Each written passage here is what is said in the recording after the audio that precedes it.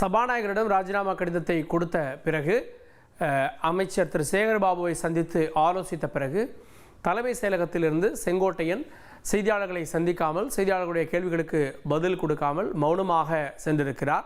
அப்படின்னா செங்கோட்டையன் என்ன முடிவில் இருக்கிறார் அப்படின்ற கேள்விகள் எழுந்திருக்கிறது. பத்திரிகையாளர்களை சந்தித்து பேசுவார் அப்படின்னு எதிர்பார்க்கப்பட்ட சூழலில் செங்கோட்டையன் எந்த பதிலையும் சொல்லாமல் தலைமைச் செயலகத்திலிருந்து கிளம்பி சென்றிருக்கிறார். அந்த காட்சிகளை தான் பார்க்கிறோம்.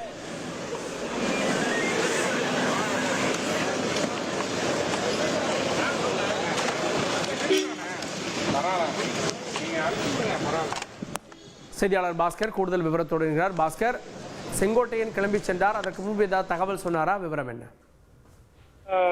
இந்த சபாநாயகர் அறையில சபாநாயகரை சந்தித்து ராஜினாமா கடிதம் கொடுத்த பிறகு அமைச்சர் சேகர்பாபு அவர்கள் செங்கோட்டையனிடம் தொடர்ந்து பேச்சுவார்த்தை நடத்தினார். அந்த பேச்சுவார்த்தையினுடைய முடிவுல அவர் அங்கிருந்து புறப்பட்டு சென்றிருக்கக்கூடிய காட்சிகளை நம்ம பார்த்து வருகிறோம். அந்த வகையில ராஜினாமா கடிதத்தை கொடுத்து விட்டேன் அப்படிங்கிறத சொல்லிட்டு இங்கிருந்து புறப்பட்டு சென்றிருக்கார்.